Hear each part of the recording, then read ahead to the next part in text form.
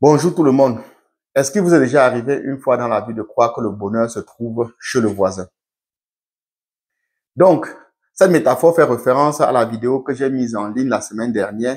Pour tous ceux qui n'ont pas eu l'occasion de regarder ma dernière vidéo, donc vous pouvez vous rattraper car je mettrai la vidéo en écran de fin de vidéo. Et aujourd'hui, la vidéo fait partie de celle de la dernière fois. D'ailleurs, à la fin de ma dernière vidéo, je vous avais précisé que je devrais faire une petite partie pour compléter la vidéo de la semaine dernière. Donc, pour tous ceux qui ont regardé la vidéo et qui ont été intéressés par le sujet, restez bien connectés et on en parle tout de suite.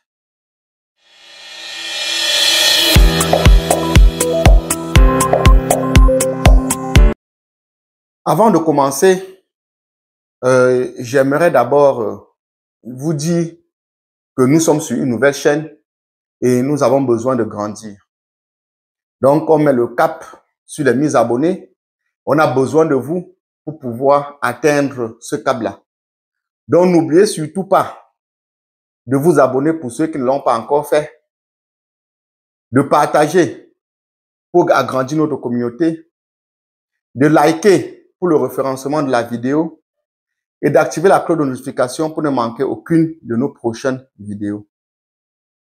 Donc, la semaine dernière, nous avons fait une vidéo et à la fin, j'ai demandé à ce que, pour ceux qui ont regardé la vidéo, qui étaient intéressés, qu'il y aura la suite de cette vidéo cette semaine. Et la vidéo parlait donc de ceux qui pensent que vivre en Europe, c'est déjà réussir sa vie.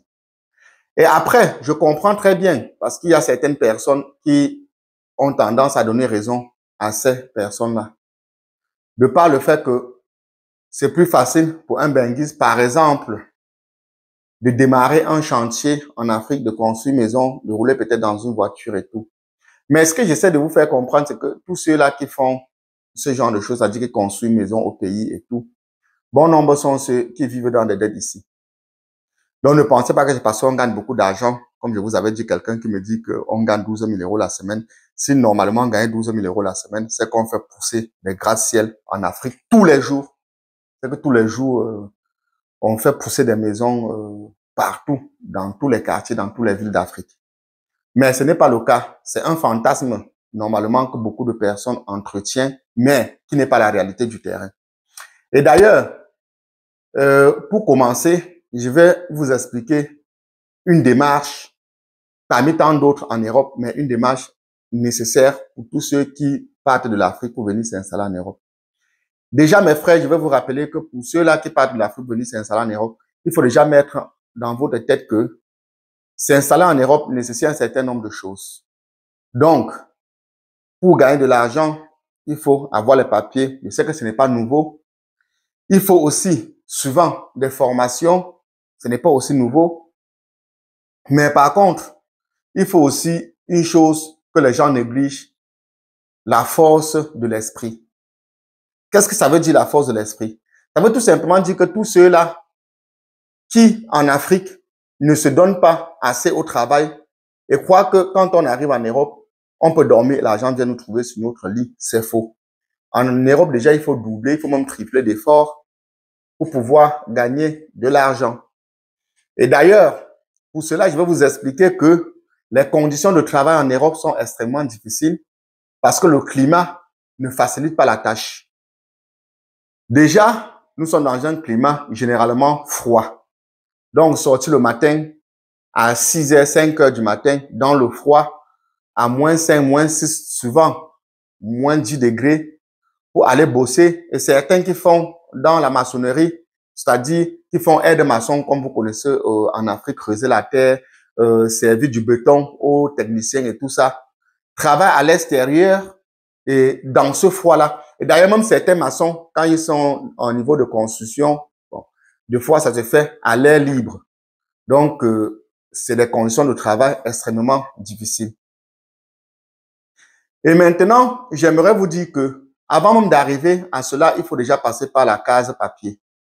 Et je vous rappelle que pour ceux-là qui viennent en Europe, il faut déjà mettre dans votre tête que quand on arrive en Europe, il faut déjà considérer, avant même de partir de l'Afrique, qu'on a minimum 5 ans de vie perdue. Je m'explique. Surtout pour les beaux ailleurs. Parce que pour les étudiants, deux fois, ce temps peut être réduit en fonction de quel type de formation on a fait. Est-ce qu'on a fait une formation qui est demandée en termes de travail, donc d'ouverture de travail? Est-ce que la formation qu'on a faite est plus demandée? C'est plus demandé, donc on aura aussi une facilité de travailler. Mais si on fait des formations, comme je vois certaines personnes viennent faire, par exemple, des études de géographie ici, c'est difficile de pouvoir trouver du travail après ça. Donc, soit vous devez vous reconvertir dans d'autres formations qui prendra aussi un certain nombre de temps pour pouvoir avoir la possibilité de travailler. Donc, c'est pour ça que je suis en train de vous dire que il faut considérer qu'on a minimum 5 ans de vie perdus pour ceux-là qui ont pris la mer. Pourquoi? Parce que quand tu as pris la mer et que tu arrives en Europe, il y a certaines démarches à faire. Parmi les démarches les plus récurrentes, c'est la demande d'asile. Et pour ceux qui font la demande d'asile, du moment où ta demande d'asile a été rejetée, donc tu reçois automatiquement ce qu'on appelle un OQTF. OQTF, c'est obligation de quitter le territoire. Donc pour ceux qui ont cette OQTF, il y a un certain nombre de temps pour pouvoir relancer une démarche auprès de la préfecture où il va falloir justifier auprès de la préfecture que vous avez été hors du pays pendant un certain temps et que vous venez juste d'arriver. Et pour cela, il faut déjà passer en France, pour ceux qui vivent en France, le délai avant était de 18 mois. Aujourd'hui, je pense que ce délai a presque doublé. Je pense qu'on parle maintenant de 24 mois, donc de 2 ans. Alors, donc pendant ces 2 ans, vous ne pouvez pas faire de démarche. Quelle qu'en soit la démarche, vous ne pouvez pas le faire. Et déjà, la demande d'asile dure à peu près 2 ans. Donc, si vous faites déjà à peu près 2 ans dans la demande d'asile, et après que vous avez passé la demande d'asile, si les choses ne se sont pas bien passées, vous devez encore passer à peu près 2 autres années en attente. Ça vous fait déjà 4 ans de perdu. Mais par contre, après, quand vous voulez déposer une demande auprès de la préfecture pour ceux qui sont arrivés illégalement sur le territoire, pour le préfet aussi, pour pouvoir traiter votre dossier, il vous faut déjà prouver que vous avez fait 5 ans sur le territoire. Donc, malgré le fait que vous avez fait 4 ans, donc 2 ans plus 2, il vous faut encore faire 1 an de plus pour pouvoir être en mesure de déposer une demande auprès de la préfecture et vous attendre que ces démarches soient traitées. Et d'ailleurs, ce n'est pas une obligation qu'elles soient traitées, mais déjà pour que le préfet prenne la peine de traiter la demande, il faudrait déjà que vous passiez ces 5 années. Donc, il faut déjà vous attendre à tout ça. Quand vous prenez la route pour venir en Europe, mettez déjà en tête que la plupart du temps, vous aurez déjà à perdre minimum 5 ans de votre vie. Et pour ceux qui ne sont pas passés par la demande d'asile, qui ont de la famille en France et autres, c'est une autre démarche qu'il y a à faire. Et après, la démarche maintenant dépend de plusieurs facteurs que je ne peux pas tout citer ici aujourd'hui.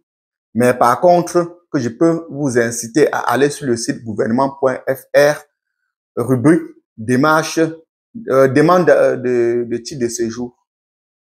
Et là, vous aurez toute la démarche à suivre pour une demande et surtout, vous aurez la précision sur les différents types de demandes à faire quand on vit en Europe.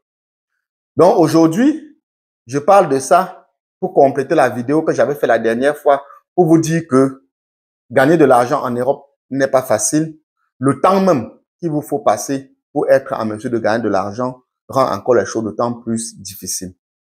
Donc, vous avez bien compris, c'était une vidéo uniquement pour essayer un peu de vous mettre dans, à la place plutôt, de vous mettre à la place de ceux-là qui vivent déjà en Europe pour que vous compreniez à peu près ce qu'il y a lieu de faire. Et pour ceux qui sont déjà en Europe, qui comprennent aussi ce qu'il y a lieu de faire pour pouvoir être régularisés. Donc, j'arrête la vidéo à ce niveau et je vous rappelle encore que la chaîne, elle est nouvelle, donc n'oubliez surtout pas de liker, de vous abonner, de partager pour que nous puissions agrandir notre chaîne. Donc, rendez-vous la semaine prochaine pour un autre sujet concernant les beaux aïeux, comme vous connaissez. Et à bientôt. Surtout, restez en santé. C'est le plus important, la santé. Ciao.